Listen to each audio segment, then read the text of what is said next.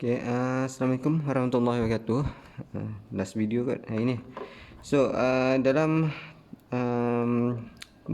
video kali ini saya akan explain berkaitan dengan Johnson rule dalam teknik dalam chapter 11 lah, chapter short term scheduling.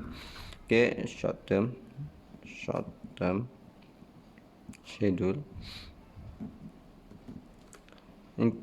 Dalam teknik bagi penggunaan teknik Johnson rule.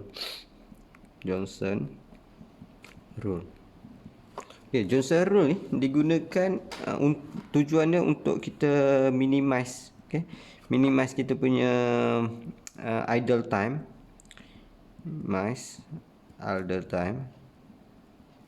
Because of this is important lah kalau dalam company, sebab idle time, bila makin banyak idle time, maknanya kita punya facility utilization akan jadi minimum.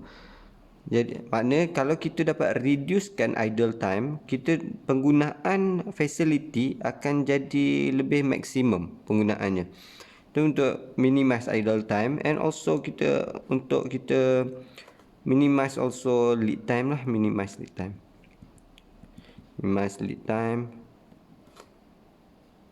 Lead time ni kalau kita tak susun dengan betul, menyebabkan idle time banyak. Jadi lead time kita untuk siapkan ke semua order akan bertambah. So jadi Johnson rule ni dia digunakan di mana contohnya ada banyak order yang datang dalam satu masa. Contohnya kat sini dia ada 5 order, ada order R, S, T, U, V. And kelima-lima order ni perlu melalui kedua-dua work center. Work center, kedua-dua work center pertama is about the vanish. The second work center is about the paint chart, vanish and painting. So barulah order ni siap. Contohnya R kena lalu vanish ambil masa 4 jam, and then lalu painting ambil masa 5 jam, barulah R ni siap. Sama juga S, kena lalu kedua-dua barulah boleh siap. And jadi kita kena susun mana satu order yang perlu kita buat dulu untuk pastikan kita punya idle time kita adalah rendah, pada kadar yang paling rendah. So kita akan cuba buat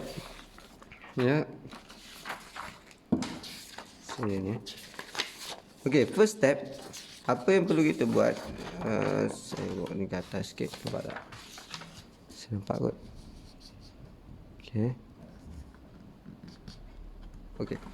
So first step, kita akan tentukan dia punya sequence. What is appropriate sequence for this job? Soalan ni dia nakkan berapa dia punya sequence, yang order mana yang perlu kita buat dulu. So macam mana kita tentukan order mana kena buat? Kalau kita ada 5 order, kita just buat ada 5 kotak here. 1, 2, 3, 4 and 5. Yang kita anggap sini is about the pintu masuk work center 1, and sini adalah pintu masuk daripada work center 2. And kita decide kat sini work center 1, ini adalah work center 2, di mana kedua-dua ke semua produk, ke semua order perlu lalu kedua-dua work center untuk disiapkan. Jadi kita decide sini work center 1, sini work center 2, pintu masuk work center 2. Jadi dalam sini kita akan tengok nilai mana yang paling kecil. First, dalam kesemua ni kita akan tengok nilai mana yang paling kecil adalah U. Here, right? 2. So U paling kecil, U dia duduk kat work center 2. So dia akan masuk daripada pintu work center 2 sini. So ini adalah U. Bila U dah decide tempat dia, anggap U ni dah tak ada lah. So sini saya anggap U ni dah kena potong. Dah tak ada. So saya tanda tak nampak, right? So anggap sini dah kena potong. So saya ni, sebab U dah dapat. The second one is about the mana yang paling kecil lagi. Kita akan tengok adalah 4 here, right? 4 sini adalah work center 1. So dia akan masuk daripada pintu work center 1. So kat sini adalah R. Maknanya ini adalah R.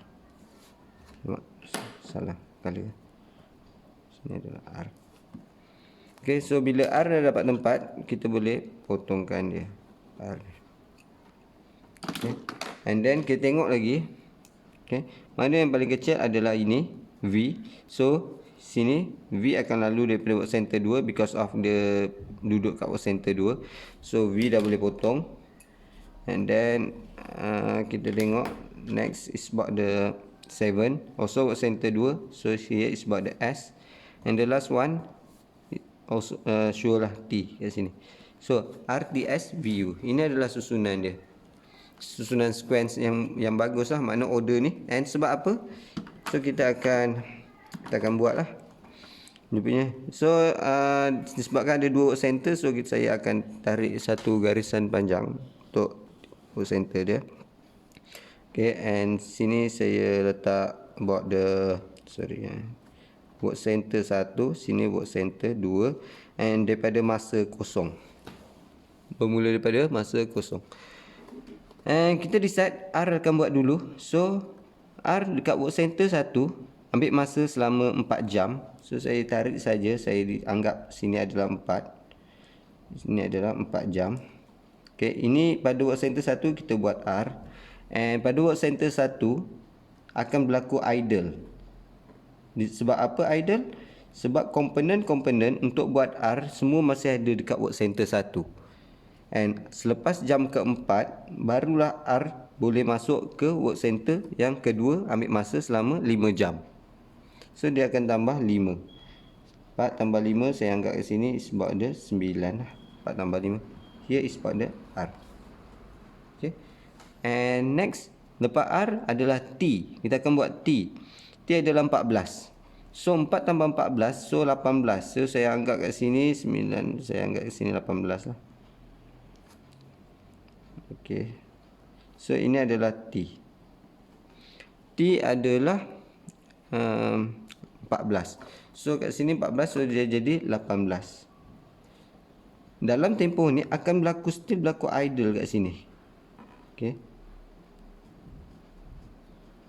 Sehingga jam ke 18. And then barulah T boleh dibuat, tambahkan dengan 12. Saya anggap di sini 18 tambah 12 is about the 30 lah, right? So saya anggap di sini 30. So ini adalah T. And selepas T dah siap, okay, kita akan start buat S. S ambil masa selama 17 jam. So 18 tambah 17 adalah 35. So di sini 30, saya angkat di sini dan 35 lah. Ini lebih kurang. So kat sini 35. Ini adalah S. And dalam tempoh 30 hingga 35 ini adalah idle. So 35.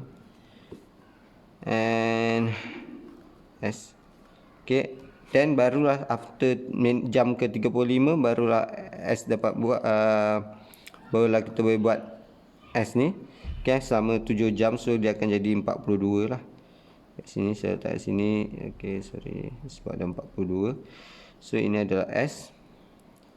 And then bila S siap, kita akan start buat V. V ambil masa 11 jam. So 35 tambah 11 sama dengan 46. 46 saya anggap kat sini lebih kurang. Okay, contohlah. Nampak tak cantik lah, tapi tak apalah. 46 sebab the V. So dalam tempoh sini sebab the idle sehingga 46. And after that V baru boleh kita buat. Okay, sama 6 jam. 46 tambah 6, so dia akan jadi 52. Right, 52. Ini adalah V. And the last one is about U. U ambil masa 9. 46 tambah 9, 55. So kat sini ada 55. 55, and kat sini akan jadi idle sehingga jam ke 55. And the last one lepas sebab ada 6 lah, 55 sama dengan 5, 6, so 61. So kat sini adalah last idle. Mesin tu tak dipakai. So V last sebab ada U. And so berapa total kira-kira dia punya total idle time? sama dengan okey,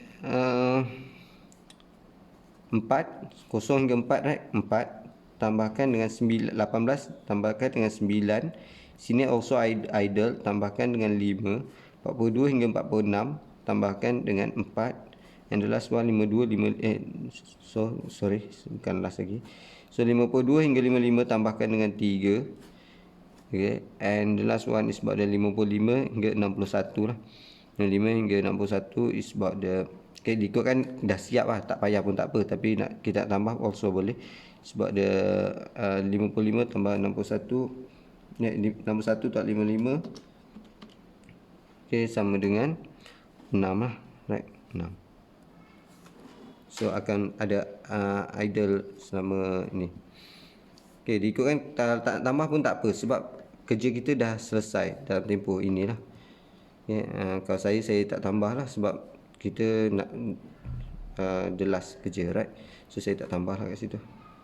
4 tambah 9 tambahkan dengan 5 tambahkan dengan 4 dan tambahkan dengan 3. So total idle time adalah 25 hours. Okay. Alright, itu kaedah menggunakan Johnson rule. So saya just nak compare, kalau kita tak pakai, tak menggunakan kaedah ini, and kita just order ni kita run saja, mana-mana pun sama kita anggap.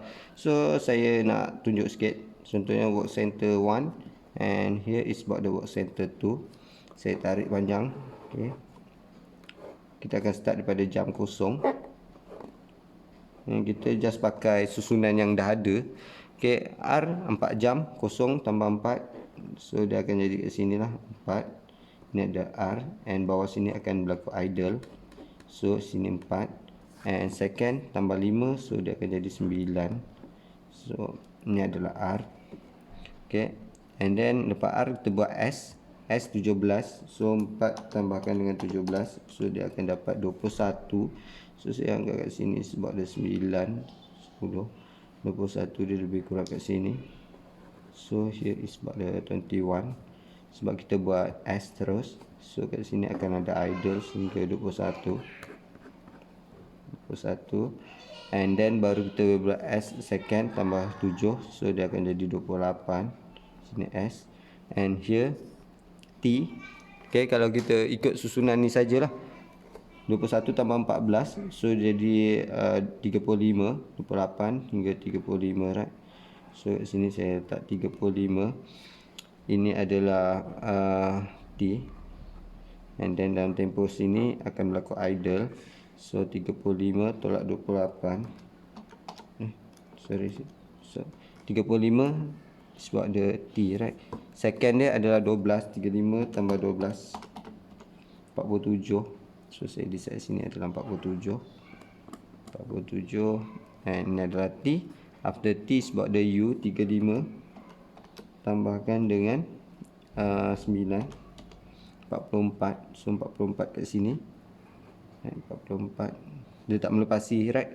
So kat sini adalah U, and dia boleh terus masuk saja kat sini, because of pada minit 44 dia dah settle kat work center 1. So kat sini 47 akan terus buat U tambah 2, so kat sini jadi 49. Ini adalah U, and the last one 11, 44 tambah 11, 55. So dia terlebih sikit sampai sini. Okay, ini akan jadi 55. Ini adalah 11, and berlaku idle kat sini sehingga 55, and then barulah dia boleh buat tambah 6. 55 tambah 6 is about the 61 juga. Okay, so 61. Ini adalah sorry, it's about the V. So ini adalah idle. So total idle time dia, total idle time sama dengan 4 tambahkan dengan 21 tolak 9, 11, 21 tolak 9, 12. Okay, tambahkan dengan 28, 35, 7, tambahkan 55, 49 6. Okey, sama dengan 4 tambah 12 tambah 7 tambahkan dengan 6. So dia akan dapat 29. So kita nampak lah kat sini.